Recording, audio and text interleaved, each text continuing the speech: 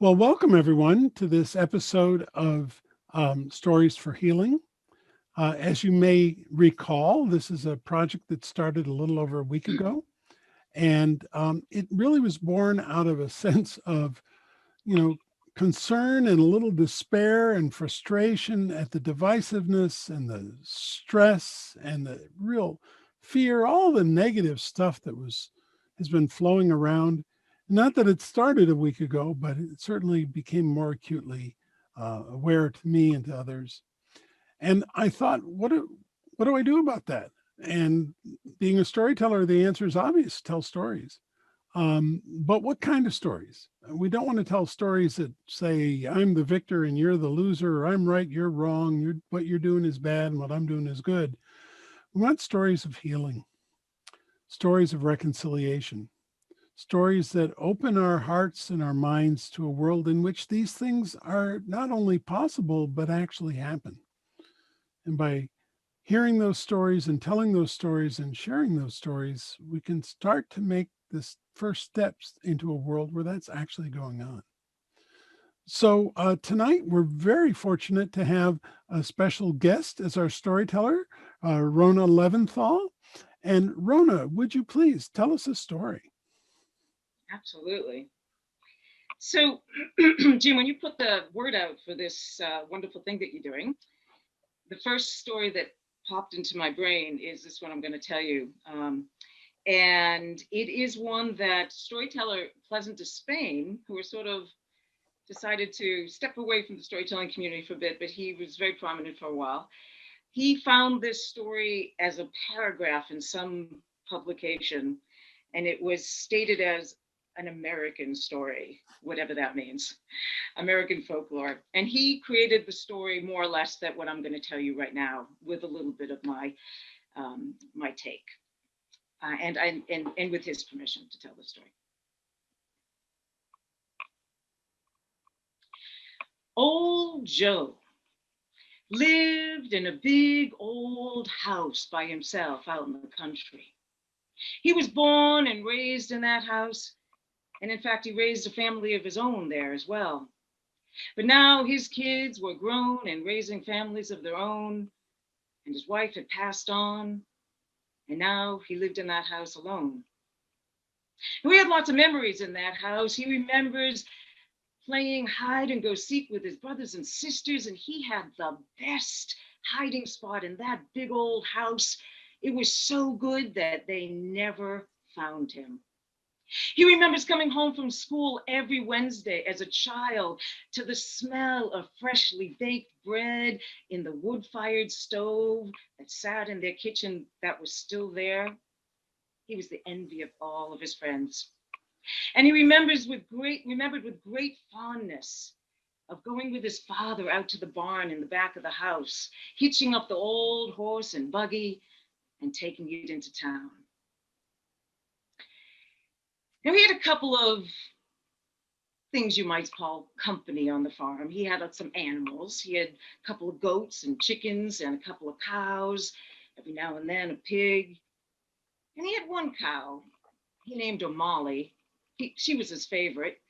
She had this odd sort of marking on her that was this squiggly circle that started that spread over her back and didn't quite meet underneath her belly.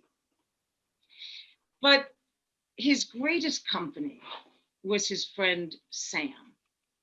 Now, if you walked out of Joe's house down into the gully and up the other hillside, that is where you would find Sam's house. Now, Sam and Joe were boyhood friends. Sam also grew up in his house, also raised his family there. And just like Joe, his kids were off doing their own thing, and his wife had passed on, and he was in that house by himself. And so almost every day, the two of them would meet, these two men, and they would often sit in Joe's house at the window looking out over Sam's property, and Joe would make bread in that same old wood stove. And he'd make fresh butter and jam, and they'd sit at that table eating that freshly baked bread and butter and jam and shooting the breeze. But one day, Sam and Joe got into an argument about a calf that had wandered onto Sam's property. Now, Joe, you know that calf wandered onto my property, and that would make her mine. Now, Sam, you always do this. You always do this. That calf has the same markings as my cow Molly, and you know she's mine. Now, Joe, don't you do this. You know that she's mine. That's the way it goes. She's in my property. Now, Sam, don't do that. The two men fought louder and louder until they got so angry that they turned their backs to each other and decided not to ever talk to each other again. Now, of course, as you can imagine, this was hard for Joe and Sam. And Joe, he tried to busy himself making the bread and eating it at the table by himself, but it wasn't the same. He would go out into the barn and visit with the animals more and give Molly a little bit of extra food. But one day, Joe was in the house and he got a knock on the door. And when he opened it up, there was a young man standing there. He had a smile on his face and a sack on his back.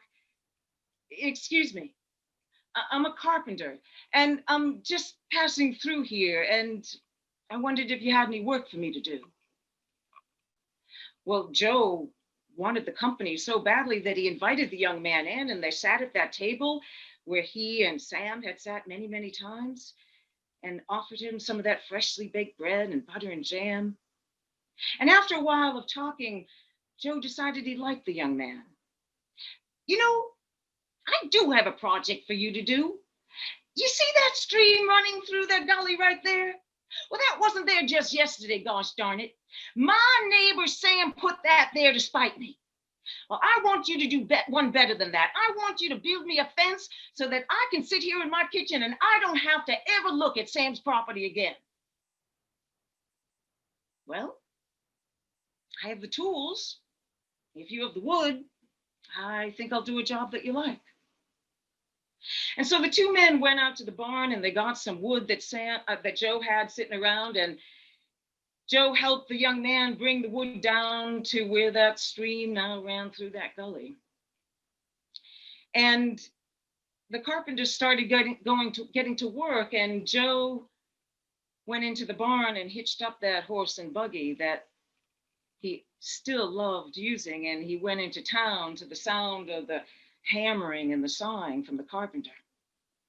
And he purposely stayed away the whole day, and at the end of the day he came back, he put the horse and buggy where they needed to be, and he came around the corner of that barn, around the house, and started down that hill. And as he did, his eyes opened wide, his mouth nearly dropped to the ground. He started stumbling over his own feet.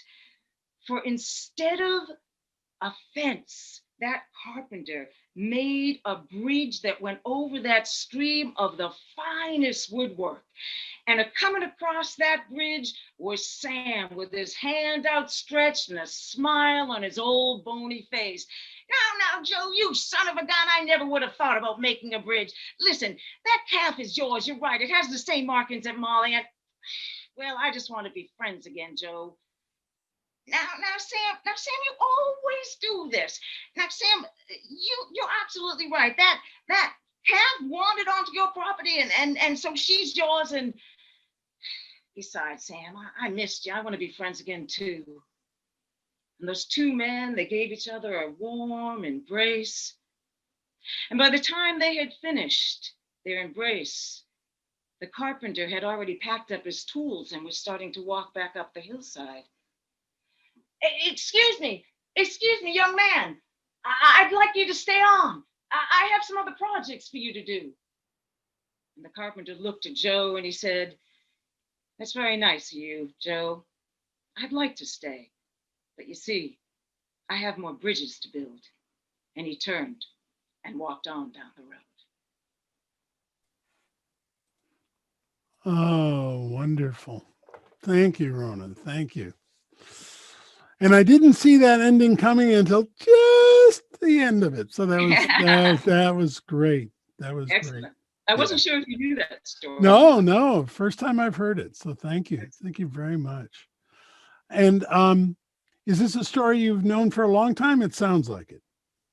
Yeah, I've had it. I actually don't get an opportunity to tell it very often, so I was really glad to get this opportunity.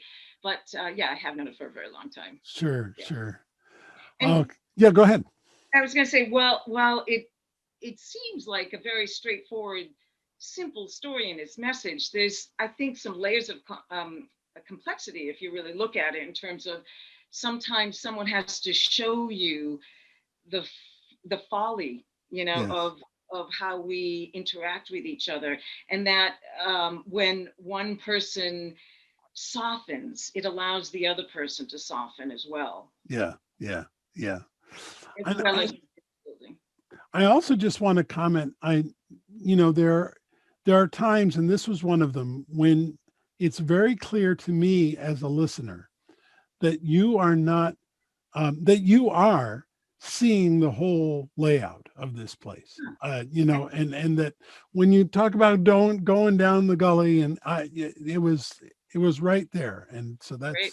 that's I think that's what part of makes it even nicer for us as an audience to be able to say, oh, she's not struggling to figure out what do I say next, but you're walking us through the story, and that's always wonderful. Great. So thanks again. Thanks again. Absolutely. Thanks for having me. Sure. So I want to thank everyone for joining us again tonight. Again, we're into our second week of these stories. Hard to believe. Um, we have them, as you know, every night at 8 o'clock and every afternoon at 2:30. Those are Eastern US times. And I say that because we have literally storytellers from around the world. And I can't tell you all the places they're coming from. I know that we have storytellers telling stories that come from a storyteller in another country that heard it from a storyteller in another country, and so on and so forth. Stories really do travel the world quite well, and they can travel our hearts. So please take the time to listen to the stories, to tell a story to someone else, and to start the process of healing that we all so desperately need right now. Thanks again, and we'll see you tomorrow afternoon.